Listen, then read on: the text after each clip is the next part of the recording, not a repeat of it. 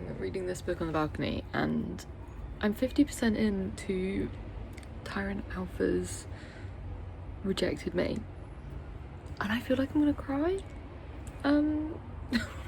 What's going on? I didn't think this was gonna be an emotional book. What?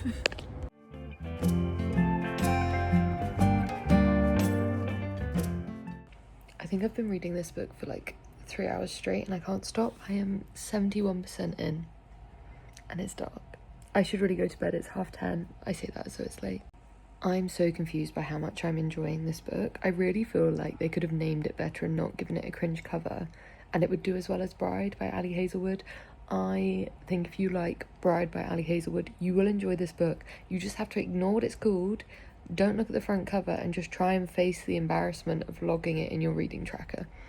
Honestly, they could have just called it like Tyrant or Rejected or something like that, like, you know, a single word name like Bride, and it would be socially acceptable to read it. I feel emotional reading this book. I genuinely, at 60% in, 65% in, thought I was going to cry. I was like tearing up. I won't be surprised if by the end of this book I've cried, which is just insane. Again, it's called Tyrant Alpha's Rejected Mate. Yeah, that's where we are. That's my life.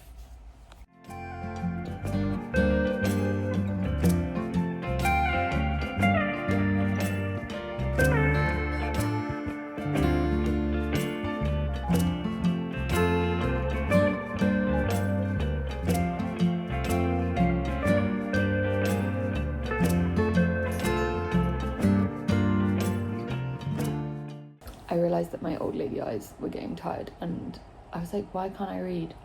Because I can't fucking see.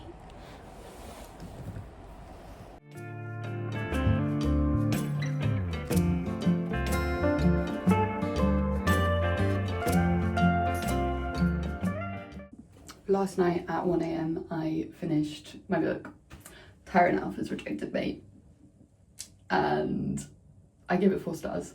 There were some plot points that ultimately didn't really make sense, but like there were 2 maybe, and I was like, I can ignore that. Literally, I also do think my expectations were set pretty low by the cover of the book. Now, if you are not familiar, this this is the cover of the book. Yeah. So I'm going to tell you about this book while I get ready for the day. Just going to put a little bit of makeup on. I'm not going to put much on because it's 32 degrees or something in London today, and it is ultimately all just going to sweat off my face. So what's the point? But you know, this book was like surprisingly emotional, and I think the reason for that is our FMC is so likable. She is considered like defective by the rest of her community, and she's just so strong emotionally because she's like, okay, I'm in a shit situation here, what can I do? Side hustle. So she's like kind of pushing against the structure of the pack, and obviously it gets really sad when essentially, obviously it's called Tyrant Alpha's Rejected Mate, so the part where she gets rejected is actually really sad because you can tell she's so viscerally embarrassed, and I feel like that's something that people can relate to, just being embarrassed in romance. And although it's not really romance, I don't know, the female character was just written so well. Our male character was fine. I hated him for most of the book, and then the switch just flipped ultimately, and I was like, okay, I'm on board. I don't want to give it any spoilers because I honestly want people to read this. I think if you enjoyed Bride by Ali Hazelwood, you would really enjoy this book. I just wish this book had been named something like Rejected and just had an Ali Hazelwood type cover on it, because then I wouldn't have to log it on my Fable and be so viscerally embarrassed for having put it there. You've got to ignore the cover, ignore the name, go in assuming it is like a similar book to, say, Bride. I don't know if I would read any more books in the series. I've kind of you know, you get like a hint towards the characters that are going to be in them. I think they could be good, but how soon can I log another one of these books under that? Like, how many of these books can I have on my favourite in 1 year? Like, I think I do hate to say that in general we do judge books by their cover. At the end of the day, we do judge books by their cover, and it's a really bad cover. I'm just so sad that it looks like that. Like, why did they do that? And also, what I will say too, I personally don't like reading books with loads of smut in them. This one makes it look, from the cover and the name, particularly with the like man with his biceps out on the cover, you'd think this is going to be really smutty. And obviously a lot of it with the whole mate thing does revolve around like that part of a relationship. But there's like probably 2 intimate scenes, 1 sex scene in a book. And that's ideal for me. Like, we had to wait till like 80% or something. That's what I want. I hate it when they get together really early and then you get some kind of like third act breakup that you're like, okay, why are we doing this? I'd rather wait until right at the end. I want the couple to get together at the end. And it's not quite like that, but ultimately I ended up really enjoying this. I was texting my friend about it.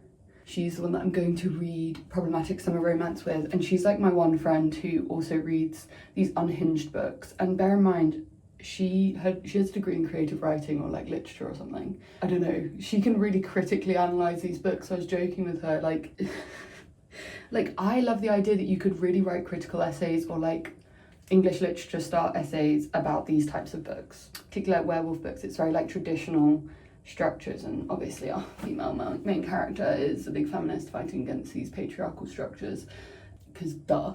Also makes her like very enjoyable to read about. She's genuinely strong.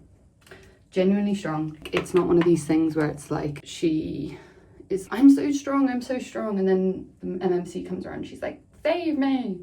She doesn't, like, she stays strong, and he just does what she says. Queen. I'm again going in with way too much blush because I think it's all gonna come off. This is a blush stain from Elf.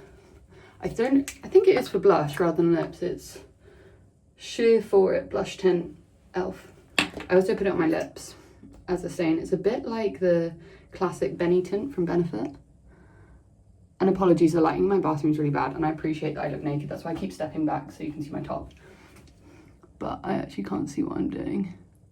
So overall, hate to say it, would recommend the book. Well, do I hate to say it? Is that me allowing the judgment of the book cover to get to me? Probably yes. But hilariously today, I am going to be reading Slaughterhouse 5. Because it's called Having Rage. And I'm just going to go in with Revolution Super Thick Hydrocool Dewy Fixing Mist. Because I just want some of this to stay on my face. But the plan today is go into Shoreditch, read my book. I don't want to be in there too long. It's going to be 32 degrees today, and I'll probably sit in a park and read my book. Whoa.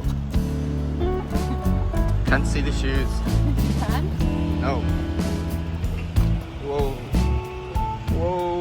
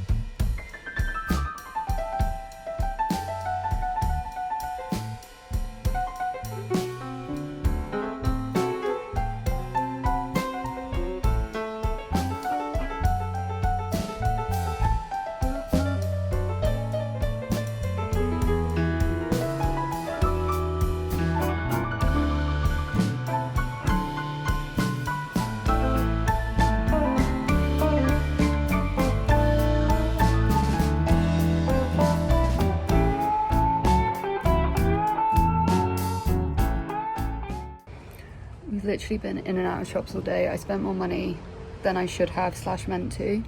And we came home and we were going to go to the park, but I'm actually dead to the world. I was like, oh, I'll sit on the balcony. It'll be chill on the balcony. It's 30 fucking degrees and I'm sat in a sun trap. I think I'm going to have to go inside. It's literally glorious though. Feels a shame not to be out. My makeup held up really well. I mean, I'm shiny as fuck, obviously. But like, you can't really tell. The blusher is still there, I swear.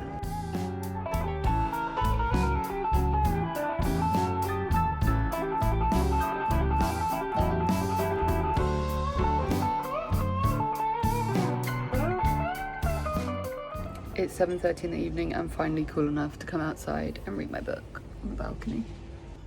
Super aesthetic view of the bike. I just pretend that I can see some gorgeous beach or something.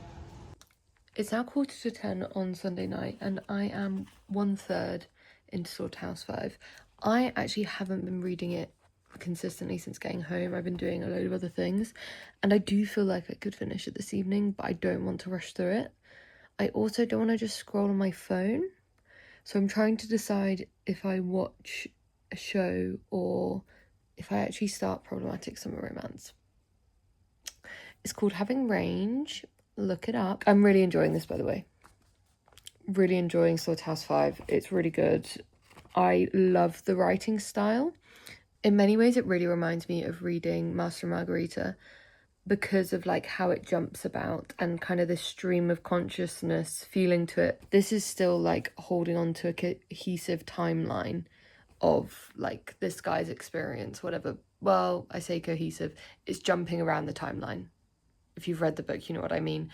But there is one singular timeline and it's quite clear what's going on. You understand what's going on, I think. But essentially, it makes it really quick for me to read personally. Like, I love that. Maybe it's the ADHD, I don't know. But I love reading writing style like that, where it's just a stream of consciousness. Lots of jumping around. Oh, maybe this thing. Oh, maybe that thing. Now I've said out loud, probably is the ADHD. Anyway, all of that to say, I think I'm going to start reading Problematic Summer Romance by Ellie Hazelwood.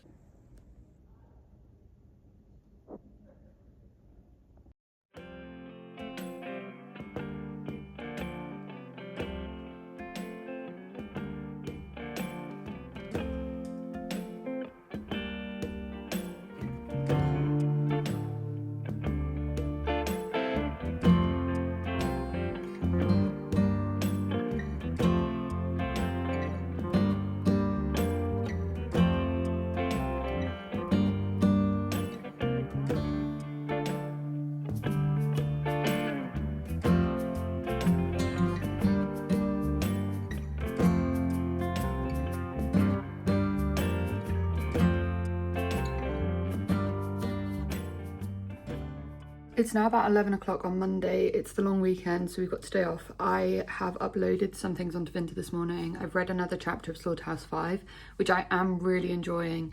But today it's going to get to like, feels like 35 degrees and it's already 11 o'clock. So I really want to get to the gym while I can. I feel like it's still going to be awful and sweaty and disgusting. But then the plan for the rest of the day after that is find a shady spot in a park and pretty much just sit there and read all day. I started Problematic Summer Romance last night. So far, I'm like not completely enthralled by it, but I really haven't made much progress. I think I read like 1 and a bit chapters. I'm intrigued to see where it goes. I trust Ali Hazelwood. I don't think she's ever written something that I haven't enjoyed, so I'm gonna have faith. Really keen to finish Slaughterhouse 5 today. I'm about halfway through now, and I really am liking it, but it is very bleak, like very bleak. Obviously, it's an anti-war book, so there you are. But anyway, I'm going to go to the gym now, enjoy the sunshine, and hopefully make a lot of progress with these books.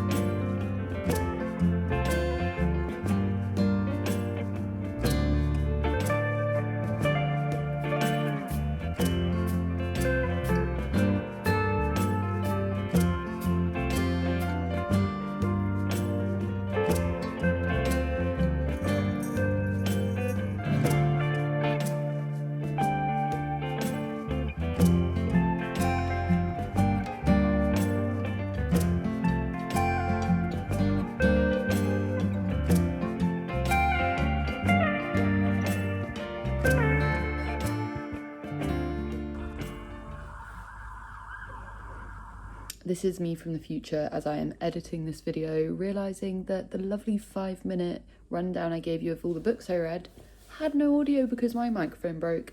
I very kindly thought I'll use the microphone so the sound quality is better, so apologies in advance for the sound quality of this bit. But I will now just give you the rundown instead, looking far less gorgeous and beautiful than I did when I filmed it the first time, but that's okay. Over the weekend I finished 2 books. Those books were Tyrant, Alfred's Rejected Mate, with this ridiculous cover, and then Slaughterhouse 5, because I'm a woman with range, and range is important. And I am well read, but I also enjoy fun and joy and whimsy in my life. So firstly, Tyrant, Alfred's Rejected Mate. Let's get into it. I enjoyed that book a lot. Based on this cover, you would really think that this was just going to be a straight sex fest, and I did believe that it was going to be very smut heavy, and I was a little nervous, but this one had only 1 sex scene, and then like overall just like 2 intimate scenes in total in the whole book, and it was just a lot of wild crazy shit happening, and it was ridiculous, but it was just so fun and joyful and did exactly what I hoped it would. It was so much better written than I would have expected based on this cover. Now, on the other hand, Slaughterhouse 5, your homework, should you choose to accept it, read that fucking book. It's only 177 pages. It is so good. It's a fun read. Basically, in Slaughterhouse 5, if you aren't already aware, I know a lot of people read it for their like English at school. I was one of those people. But it is an anti-war book, but it is written about a veteran, and it's obviously very much about PTSD. It's written by someone that was in World War II. He wrote it afterwards. Essentially, it jumps between points in his life. So our main character kind of believes that he time travels. So at one point, he'll be in like present day where he's living his life, his daughter might be there or something, and then he'll jump back to when he's in World War II, or it will jump back to a time prior to World War II, or it will be, you know, like when his kids were young and he was marrying his wife or something like that. It is jumping back and forward, paragraph to paragraph, which for me, I love. I love it when a book does that because I find it very engaging, particularly when it's a short book. If it was a 700-page book doing that, I would hate it. But if it's going to be like a novella, I find that very enjoyable, very engaging. It also kind of, like that, there's a whole purpose to that. I don't want to like give too much away about the book. I know it's a really famous book, so it's not like spoilers, but there is a very clear anti-war message in there, and sadly it is just so relevant today. I finished it and I was just so angry, and I just felt like history moves in circles, and it is frustrating. But now I'm trying to get absolutely everyone to read it so that you can all feel the same way that I do. But I also just think from an almost like non-fiction perspective, it is very important. I of course gave it 5 stars. It was so well written. There's a reason why it is the classic that it is. But yeah, I just think everyone needs to read it. And if you've already read it again. Seriously, it's a public service announcement. And at the time that The Long Weekend finished, I was about 40% into Problematic Summer Romance by Ali Hazelwood. I was struggling with it at that point a little bit. I was reading it quite quickly, but it truly is problematic, and she tells you that going in. I think the dedication made me laugh because it was obviously she's written it for her friend who wanted her to write like a really messy romance, and she delivered. As always, Ali Hazelwood's characters are extremely likeable. They're very funny with their banter. They are interesting people, very intelligent people. Our FMC is a physicist. If you've read Not in Love by Ali Hazelwood, it's about the MMC's sister and his best friend. And you'll know from that book that he is about 15 years older than his younger sister. So Ali Hazelwood doesn't try and like shy away from how problematic this romance is. You are kind of meant to feel that way, I think. But then you're like begrudgingly shipping them. Like I didn't feel really strongly like, I don't care about this like problematic stuff. Like we can all look past it. It didn't feel like that. It felt like, oh God, this is problematic. But equally, they do seem pretty happy. I don't know. I ended up giving it 3.75 stars when I finished it earlier this week. But yes, it was one of the ones. It was not my favourite one from Ali Hazelwood, but it has made me really want to read Not in Love because I haven't read that yet. And basically, Problematic Summer Romance is all set around the wedding of the characters from Not in Love, and I really liked those characters, so I do think that might be next up on my reading list. I just thoroughly enjoyed it. It was the perfect kind of bit of whimsy and happiness after having finished Slaughterhouse 5.